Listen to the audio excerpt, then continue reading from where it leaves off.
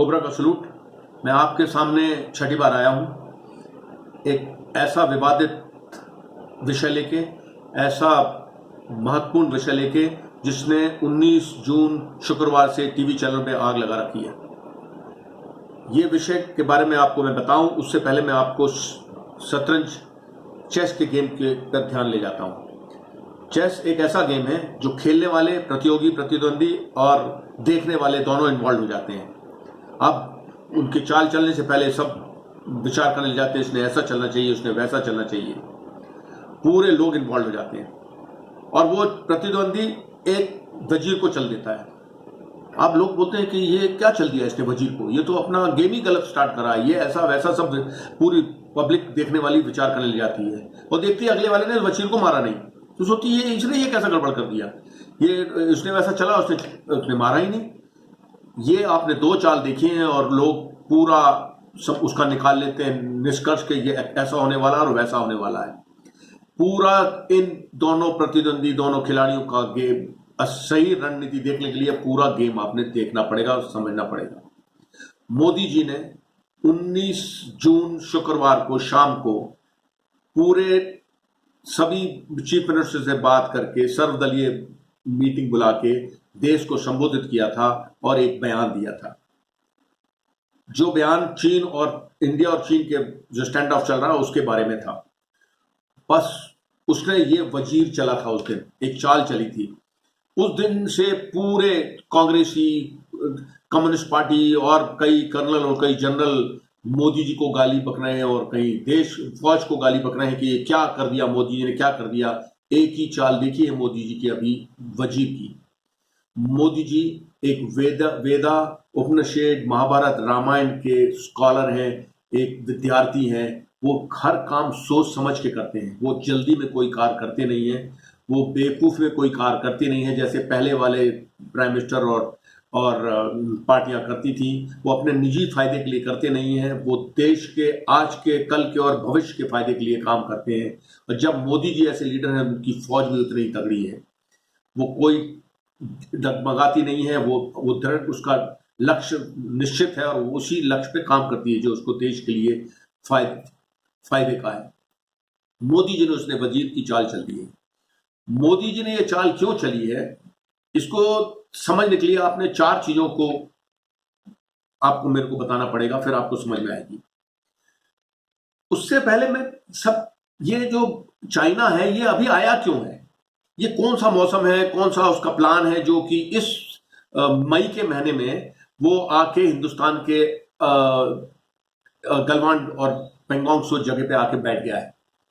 ये चाल जो मोदी जी चली है उसके लिए चार का कारण है, वो आप बाद में बताएंगे। मैंने सोचा ये आया क्यों है, पहले ये सोचे चीन अंदर आया क्यों है। चीन वैसे तो यही जो कांग्रेस और कम्युनिस्ट पार्टी और जो चिल्ला रहे हैं, गाली बक रहे हैं मोदी जी को, इन्हीं के कारण से अक्षय चिन्ह, पीओके सब चाइना के हाथ में और पाकिस्तान में हाथ में गया है। और अभी यही बैठ के मोदी जी और फौज को गाली बक रहे हैं कि दे दिया, उन्हीं की पॉलिसी के मारे गया है और उन्हीं को अभी हमसे पूछ रहे हैं क्यों गया है।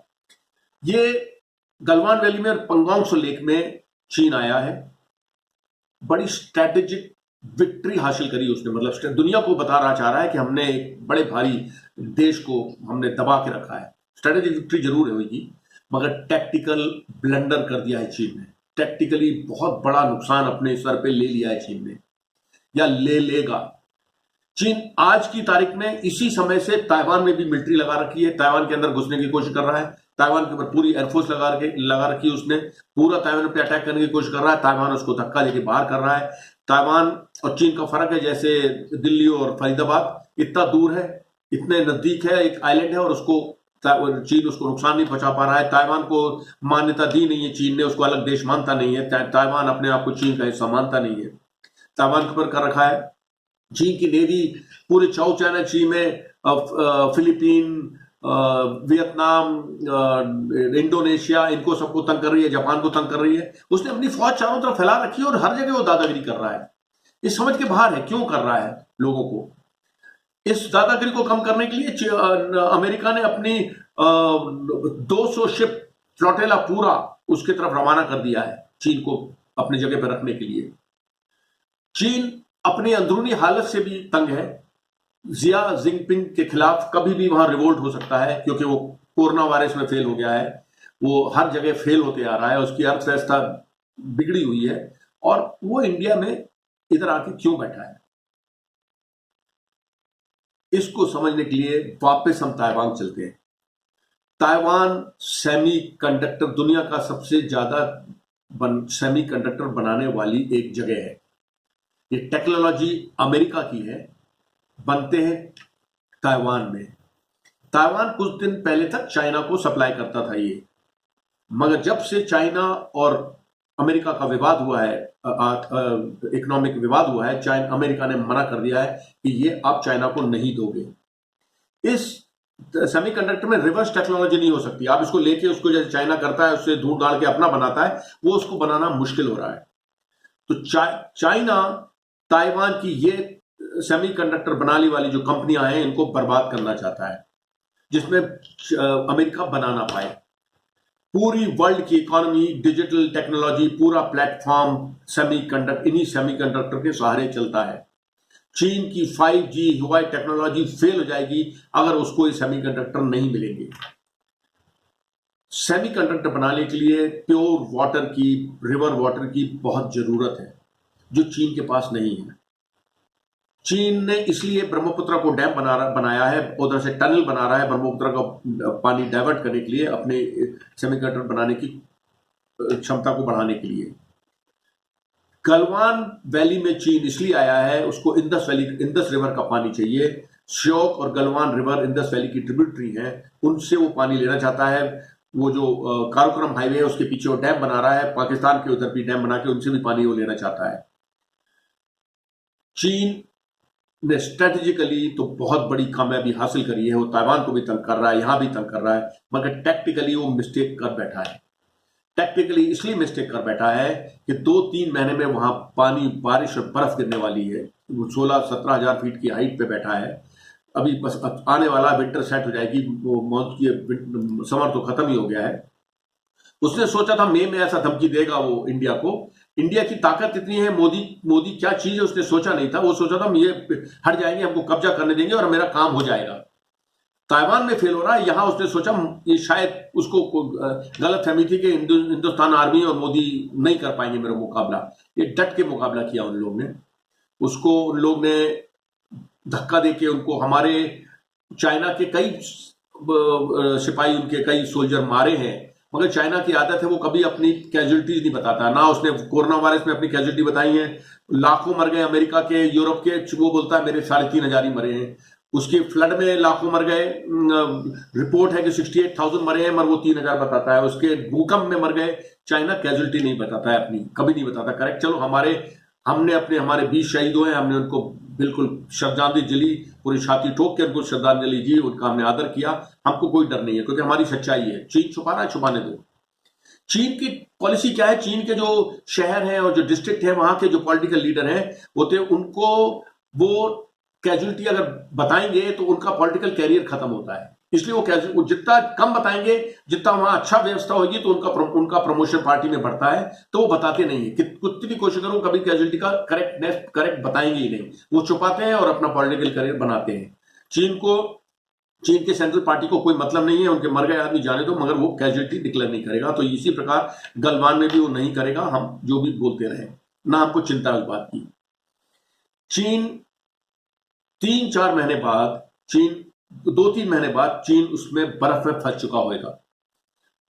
मोदी और फौज ने उसको वार्निंग दे दी है कि आप जल्द ही 2 मई की पोजीशन में चले जाओ। वैसे तो पूरा अक्षाइशन हमारा है, पूरा पीओके हमारा है, मगर उसको बोला है कि अब 2 मई जो हमारे पुंगचोंग में फिंगर 8 के पीछे और गलवान में अपने अक्षाइशन में चले जाओ, और हॉट स्प्रिंग के उधर चले जाओ, दौलत बेग गोल्डी के आप काराकोरम पास के उस तरफ चले जाओ। मोदी ने साफ शब्दों में बोल दिया है, नहीं जाओगे तो हम आपको मार के यहां से निकालेंगे। चीन चाल चल दी है मोदी ने वजीर की, अब देखना है चीन उसको मारता है कि वो पीछे जाता है। मोदी ने अपना स्टैंड क्लियर कर दिया है। सिर्फ देशवासी ही, जो देश के दुश्मन है अंदर, वो ही नहीं समझ रहे हैं, मगर अब समझो आप, ये मोदी की चाल है पूरा। आपने ये चेस का गेम देखना पड़ेगा मोदी का, जब भी आपको समझ में आएगा। अभी मोदी ने ये चाल इसलिए चली है, उसके पास 4 उसने चीजों का ध्यान रखा है। पहले बात चाइना, फिर से चाइना की अर्थव्यवस्था इतनी बुरी है कि अमेरिका ने उसका 25 से 30 लाख करोड़ धंधा रोक दिया है। सामान जो निर्यात किया हुआ अमेरिका ने मना कर दिया है। भारत ने उसका 60 से 65 लाख करोड़ धंधा चाइना का बंद कर दिया है, सामान नहीं ले रहा है, अब पूरे कॉन्ट्रैक्ट बंद कर रहा है। दुनिया ने 66.5% उसका निर्यात जो बनाता है सामान वर्ल्ड के बाकी देशों ने लेना बंद कर दिया है। ये तो आज की हालत है। 3 महीने बाद अमेरिका वहां से 1000 इंडस्ट्री निकाल देगा, जापान इंडस्ट्री निकाल देगा, यूरोप निकाल देगा। चाइना को इकोनॉमिकली खड़े होना मुश्किल हो जाएगा। यहां सेमीकंडक्टर नहीं मिल रहे हैं, उसको 5G टेक्नोलॉजी फेल हो जाएगी। अंदर जिया जिनपिंग के खिलाफ रिवोल्ट हो सकता है, उसकी पार्टी में रिवोल्ट हो सकता है, क्योंकि कोरोना वायरस उसने जो फैलाया है दुनिया में, दुनिया उसके अगेंस्ट है और उसने देश को भी धोखा दिया है। उसकी अर्थव्यवस्था कोरोना वायरस के मारे दुनिया उसके अगेंस्ट हो गया है, और ये जो दादागिरी कर रहा है चारों तरफ, इससे और भी उसने दुनिया को अगेंस्ट कर लिया। उसके खिलाफ काफी संधियां बन गई हैं। चीन अगर ये ऐसे ही चलते रहा और वो ये अपने दादागिरी करते रहा, तो चीन 3-4 महीने के बाद उसकी हालत किसी भी देश के साथ लड़ने की क्षमता शायद ना रहे। पहला ये हो गया। दूसरा, मोदी इस 70 साल से इन लद्दाख रीजन में, कश्मीर रीजन में पहले वाली गवर्नमेंटों ने, चीफ प्राइम मिनिस्टर ने कोई इंफ्रास्ट्रक्चर, रोड, ब्रिज, बिजली, पानी का डेवलपमेंट इस इलाके में किया नहीं है। उन्होंने सोचा था ये तो ऐसी वीरान जगह है, इसको हमने क्या लेना, फौज अपने घूमती रहेगी, चलती रहेगी। उसी के कारण अक्षय चीन और कई इलाके हमारे उनके कब्जे में गए हैं। मोदी जी जब से आए हैं, उन्होंने ये इंफ्रास्ट्रक्चर, पूरा रोड नेटवर्क बनाना शुरू किया है। उसका टारगेट उनका 2021-22 था, मगर अभी चीन ने जो स्ट्रेटेजिक, जो टैक्टिकल मिस्टेक किया, स्ट्रेटेजिक विक्ट्री करी है, इसमें जो आके वहां बैठ गया है, मोदी इसको जल्दी दिन दुगनी रात चौगनी रोड और वो बना रहा है उसकी आंखों के नीचे। इसको इस साल के 2-4 महीने, सितंबर, अक्टूबर, नवंबर तक ये पूरा कंप्लीट कर देगा। ये दूसरा हो गया। तीसरा, मोदी जी इस पूरे LAC पे और LC पे digital technology, digital spy technology लगाने का प्लान बना रखा है। पूरे कैमरे लगेंगे, डिजिटल वो उनके एनिमी की सिग्नेचर्स लेने वाले पूरे प्लेटफॉर्म बनाएंगे।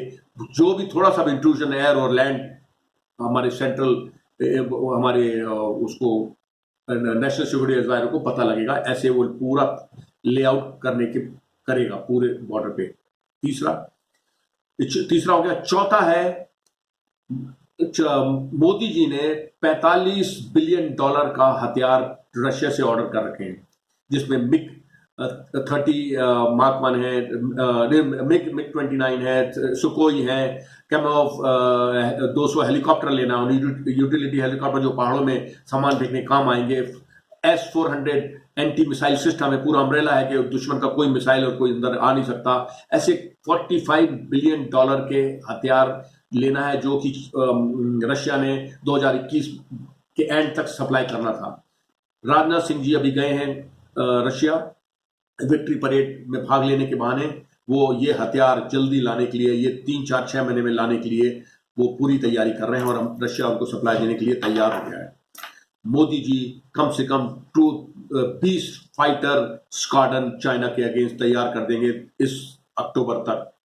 LCA के तैयार हो रहे हैं, और अभी सुकोई के और मिग के तैयार हो जाएंगे। ये इसकी मुहिम में लगे हैं। बाकी स्क्वाड्रन इसके बाकी रहेंगे।